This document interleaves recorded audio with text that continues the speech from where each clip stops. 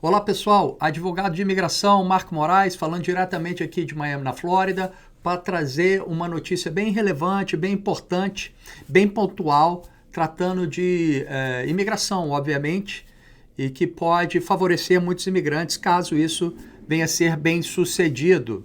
É a reintrodução do projeto de lei, né, o Dignity Act, o Ato da Dignidade, que voltou a ser reintroduzido, apresentado novamente no Congresso, uma ação bipartidária com membros tanto do Partido Republicano quanto do Partido Democrata, encabeçados pela deputada federal republicana Maria Elvira Salazar, que é aqui de Miami, na Flórida, e pela Verônica Escobar, uma democrata do Texas. Acredito que já tem aí 10 membros congressistas de cada lado do partido aí, que estão dando suporte, né, que estão dando sponsor, né, patrocínio para que essa lei possa seguir adiante. E isso foi introduzido ontem, agora nesse mês de julho, e depois que um projeto de lei ele é introduzido no Congresso, aí cria-se comissões, comitês para debater, discutir, né? E depois que tudo, fazer mudanças, sugestões, o que for. Então é um processo ainda um pouco lento, mas que é um ato de muita boa vontade aí por parte dos representantes, né, dos dois partidos em tentar dar uma solução para nossa imigração aí. Depois, então, que a lei é introduzida, tem as comissões para debater, discutir, aí ela é apresentada no plenário, né, da Câmara dos Deputados, para aí sim ser novamente discutida e votada pelos membros de cada casa. E se for para frente, obviamente virar lei, e aí virando lei, aí sim pode ser executada e implementada. Tá? Eu gostaria de trazer para vocês, eu fiz um compilado, né, e traduzi aí para ficar melhor o entendimento dos pontos principais dessa proposta, desse projeto de lei da Maria Salazar e da Verônica Escobar. Maria Salazar, republicana, deputada federal da Flórida, né, aqui de Miami, e a Verônica Escobar, uma democrata do Texas, ok? Deixa eu pegar aqui para ler melhor para vocês. Muito bem, Ato da Dignidade. Esse projeto consiste em 5 principais fundamentos. Número 1, acabar com a imigração ilegal de uma vez por todas. Acho isso meio utópico, mas vamos lá. Consertar nosso obsoleto e arcaico e que sofre muitas fraudes, sistema de asilo. Número 3, fornecer uma solução digna para imigrantes indocumentados que vivem nos Estados Unidos. Número 4, proteger os trabalhadores americanos e apoiar as indústrias americanas. Número 5, garantir que os Estados Unidos permaneçam prósperos e competitivos no futuro. Então, essas são as 5 premissas aí desse projeto de lei. E vamos entrar aí em alguns pontos mais importantes, tá? As principais disposições dessa lei da dignidade, desse projeto, né, o Dignity Act, seria a proteção da fronteira e restaurar a lei e a ordem. Exigir a implementação de 100% do E-Verify em todo o país para garantir que todas as empresas americanas estejam contratando trabalhadores legais. Construção de barreiras físicas, implementação de tecnologia mais moderna na fronteira. Contratação de milhares de novos agentes de patrulha de fronteira. Aumentar as penalidades para traficantes de pessoas e de crianças. O tráfico humano, aumentar as penalidades para quem ajuda indivíduos a cruzar a fronteira ilegalmente, para quem destrói equipamentos e sensores destinados a impedir essas travessias legais, conceder ao Departamento de Segurança Nacional, o Department of Homeland Security, a autoridade para fazer testes de DNA para verificar relações familiares. Então, esse primeiro ponto é sempre o mais importante. Em qualquer projeto de lei, seja de anistia, qualquer projeto de lei que venha tentar beneficiar de alguma forma a imigração, primeiro ponto que tem que ser colocado em prática é a proteção da fronteira. Não existe um sistema imigratório onde você não tem o controle da sua própria fronteira, ok? Então, esse aí seria o primeiro ponto, tá? Segundo ponto, consertar o sistema fragilizado de asilo que sofre fraude em cima de fraude aí. Então, nesse projeto de lei, tá? Um projeto de lei que foi reintroduzido aí no Congresso no dia de ontem, acelerar o processamento, encerrar as políticas de captura e liberação, o chamado catch and release, que ficou muito comum na era Obama, né? Que era, você pegava uma pessoa ali na fronteira e soltava ela dentro dos Estados Unidos e deu início ali com Obama, mas que foi turbinada pela administração do Biden e da Kamala Harris aí. Então acabaria com isso, esse catch and release. Teria criação de 3 campos humanitários, tá? Centros de detenções, né? Quase que cidades aí maiores, que receberão indivíduos e famílias que chegam pela fronteira sul, né, fronteira do México, para processamento imediato. Então, os que estão pedindo asilo permaneceriam nesses campos humanitários até que seu caso seja decidido, ou seja, não teria mais esse catch and release, tá? Eles teriam, né, essas pessoas teriam liberdade de movimento dentro desses campos humanitários, acesso a instalações de última geração, equipe médica, assistentes sociais, profissionais de saúde mental, assessoria jurídica e organizações não governamentais dentro desses campos humanitários. Eu já estive em vários centros de detenções de imigrante, vários, né? Seja no Texas, enfim, aqui na Flórida também. E os centros de detenções, eles têm, as pessoas têm acesso a muita coisa. Eu estive em centros de detenções de família, onde as crianças imigrantes, elas tinham classes, salas de aula com no máximo 10 alunos.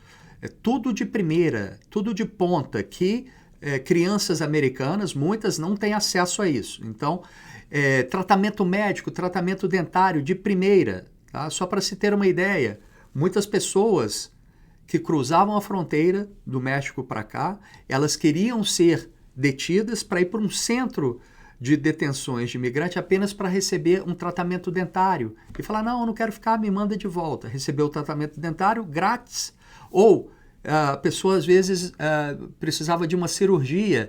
Entrava, como ela está agora sob a custódia do governo americano, recebia a cirurgia que precisava, uma operação de joelho, o que fosse, e era enviada de volta. Então, assim, é um tratamento, obviamente a pessoa não tem a liberdade de ir e vir, mas dentro desses centros de detenções aí, a comida é de primeira. Eu, que era funcionário do governo, almoçava, comia a mesma comida que todos os, no bandejão lá, que todos os detentos tinham. Então, muitos centros de detenções aí são centros com atendimento, serviços de primeira, tá? Vamos lá. Decidir esses casos de asilo em até 60 dias. Então, essas pessoas que entrassem, requerentes de asilo, iriam para esses centros, esses campos humanitários, teriam os casos de asilo decididos em até 60 dias, ou seja, iria acabar com essa farra de entrada com processo de asilo, porque sabe que pode levar aí anos para ser decidido, a pessoa fica aqui dentro com autorização de trabalho, de viagem não, uma autorização de trabalho, pode ter carteira de motorista, pode ter um Social Security e fica aí anos no limbo aqui nos Estados Unidos. Então, esses casos seriam decididos em até 60 dias, pelo menos, no mínimo, 9 de cada 10 casos de asilo não qualificam para asilo, tá? Isso é uma estatística, não qualificam. Eu já trabalhei em inúmeros casos de asilo, seja como promotor do ICE nas cortes federais, ou seja como oficial de asilo político e refugiados, não qualificam para asilo, tá? Os oficiais de asilo teriam poderes ali para negar esses pedidos, tá bom? Hoje, se um oficial de asilo nega, teria que ir para um juiz de imigração. Criação de centros de imigração adicionais pela América Latina, para deter caravanas de imigrantes e impedir que indivíduos façam a perigosa viagem terrestre para os Estados Unidos. Ou seja, provavelmente essas pessoas teriam que passar por esse centro de triagem criados na América Latina antes de vir para os Estados Unidos. Aumenta as penalidades para quem pede asilo frívolo, asilo fraudulento, tá? Autoriza que o USCIS encerre esses pedidos de asilo caso seja detectado fraude. De novo, em caso de fraude, o oficial de asilo ele só encaminharia o caso para o juiz de imigração decidir, ele não teria esse poder. Com essa nova bill aí, com essa nova proposta de lei, agora o oficial de asilo poderia ter esse poder, tá? Outro ponto importante, e agora a gente entra em umas coisas melhores aqui, concedendo dignidade a imigrantes indocumentados. Esse é o subtítulo de um dos pontos aqui dessa proposta de lei. Os Dreamers, os beneficiários do DACA, receberiam o status de residente permanente condicional por 10 anos. Depois, terão um caminho para retirar as condições desse Green Card para ajustar para receber um status de residente permanente legal, ou seja, depois de 10 anos como residente condicional, tá? Poderia pedir a residência permanente, que teria que ser comprovada através de experiência profissional, ou serviço militar, ou ter ensino superior, tá bom? Estabelece o programa Dignidade, uma solução prática para imigrantes indocumentados que estejam nos Estados Unidos há mais de 5 anos, antes da data de 31 de dezembro de 2020. Ou seja, eu sempre falo isso, quando tem alguma lei, quando tem algum projeto de lei para anistias, eles sempre colocam uma data de corte, e essa data de corte é sempre anos atrás. Por quê? Se é a partir de agora, olha, a lei está para ser passada, enfim, vai incentivar que as pessoas venham para cá para tentar participar dessa anistia. Então, eles sempre colocam uma data de corte lá atrás, tá? Essa data de corte está antes de 31 de dezembro de 2020. Se essa lei passar, isso vai levar alguns anos. Então, tem pessoas que vão estar aqui nos Estados Unidos há pelo menos 7, 8 anos aí, ok? Então, data de corte seria antes de 31 de dezembro de 2020, para essas pessoas poderem participar desse programa de dignidade, que é o nome do programa. Esses beneficiários terão a oportunidade de trabalhar, pagar uma restituição, uma multa, tá? Chama de restituição, mas é uma multa, regularizar-se perante a lei e obter um status legal. Mas cuidado, status legal, nós vamos ver aqui, não significa green card. Os candidatos a esse programa de dignidade devem cumprir com todas as leis federais e estaduais, passar por uma verificação de antecedentes criminais, oxalá, pagar os impostos devidos e começar a pagar imposto de renda, ok? Os participantes desse programa de dignidade pagarão esses $7.000 em restituição, mas ao longo de 7 anos, ou seja, $1.000 por ano, ok? Então, $7.000 essa penalidade. Farão check-in ali com o órgão do governo, o Departamento de Segurança Nacional, seja com ICE, seja com o CBP, a cada 2 anos, e tem que demonstrar uma boa situação financeira para não se tornar um encargo público para os cofres americanos. Tá? Então, $7.000 de restituição divididos em 7 anos. Então, mais ou menos aí $1.000 por ano. A cada 2 anos fazer o check-in com o DHS, tá? Com o Departamento de Homeland Security. Provando, estou aqui, está tudo indo bem, estou trabalhando, olha aqui, tem uma boa situação financeira, né, mínima aqui, que eu não preciso depender dos cofres públicos. Nesse programa Dignidade, não há caminho para a residência permanente. Não há caminho também para a cidadania, tá? Então, a pessoa poderia renovar esse status de dignidade indefinidamente, mas não poderia chegar à residência permanente e nem ao green card. Isso significa o quê? Eu não vou poder passar para os meus parentes. Eu não vou poder virar cidadão e votar em eleições americanas. Que isso foi uma grande tentativa do Biden ao deixar 15 milhões de pessoas ou mais entrarem nos Estados Unidos, procurando formar aí uma legião de possíveis eleitores do Partido Democrata. Então, não vai ter caminho. Lembrando que esse projeto de lei é um projeto bipartidário, tanto de proponentes do Partido Republicano quanto do Partido Democrata, encabeçados pela Maria Salazar, republicana da Flórida, e pela Verônica Escobar, democrata do Texas. Ok. Após a conclusão bem-sucedida desse programa de dignidade, o indivíduo poderá solicitar o status de dignidade. Então, dignity status. O que seria esse status de dignidade? Aí tem aqui explicando o que seria o status de dignidade. Os indivíduos permanecerão protegidos contra deportação e terão acesso à autorização de trabalho completa, ou seja, pode trabalhar com qualquer coisa, a possibilidade de residir nos Estados Unidos e a autorização de viagem para fora dos Estados Unidos. Tá? Ou seja, você não vai ter uma residência permanente, mas você vai poder ter autorização de trabalho para trabalhar qualquer coisa e autorização de viagem, tá ok? Esse status de dignidade, como eu disse, vai poder ser renovado indefinidamente, desde que o indivíduo permaneça em situação regular, com todas as leis federais, estaduais, ou seja, pagar seus impostos, imposto de renda, né? Não cometer crimes. Não há caminho para a residência permanente ou cidadania por meio desse status de dignidade, ok? Se a pessoa talvez tiver uma outra forma de chegar, casamento com um cidadão americano, é outra história, mas não através do status de dignidade. Um minuto, vou olhar a palavra aqui. Ok. Aqui um outro subtítulo, tá, dessa proposta de lei. Liberando a prosperidade e a competitividade americana.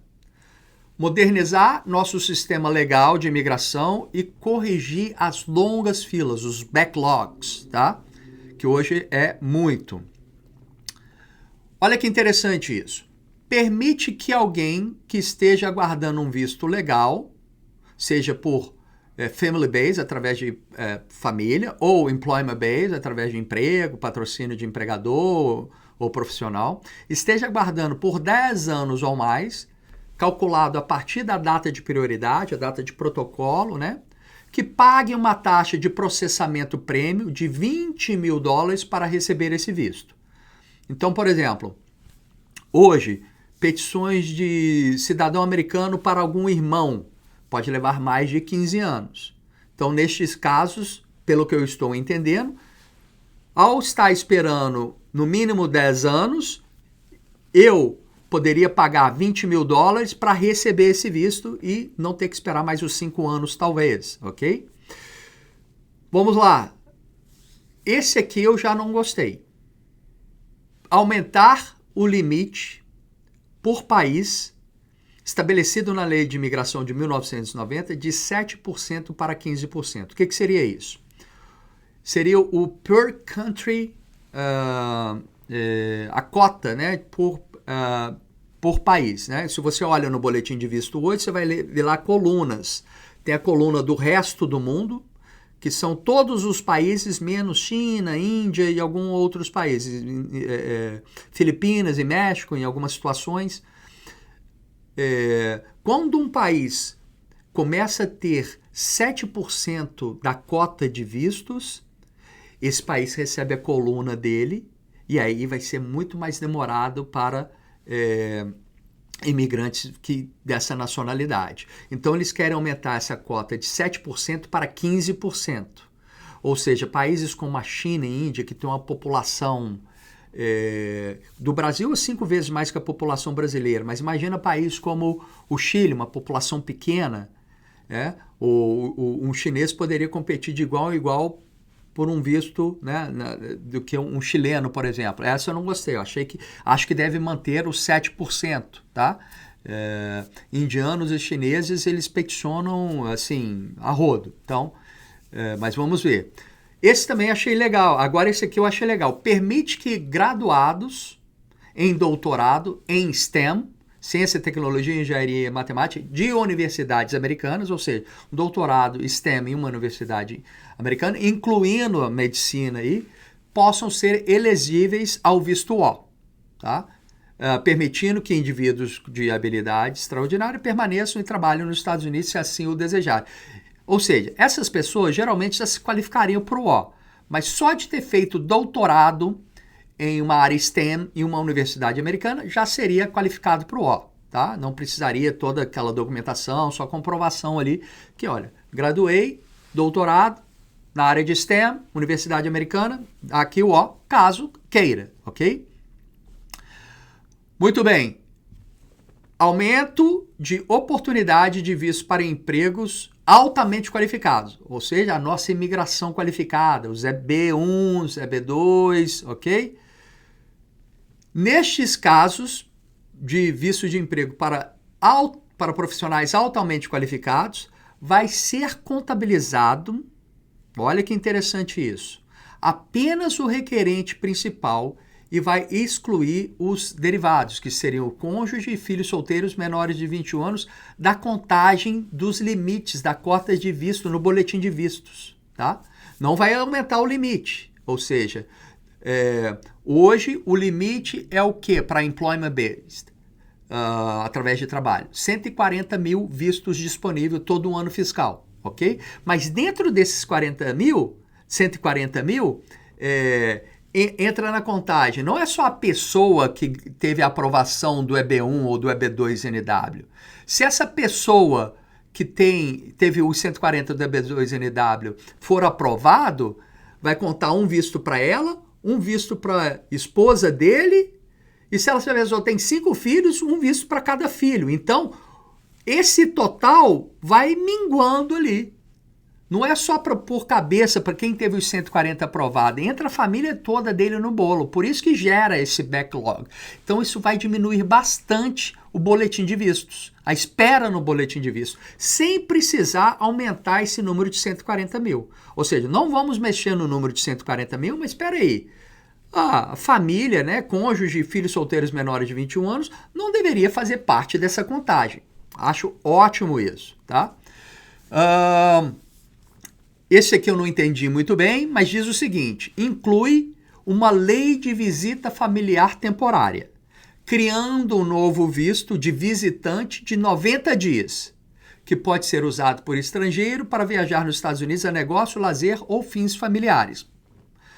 Não sei como seria isso, similar ao ESTA, né? O ESTA é de 90 dias. Vamos ver. Ok?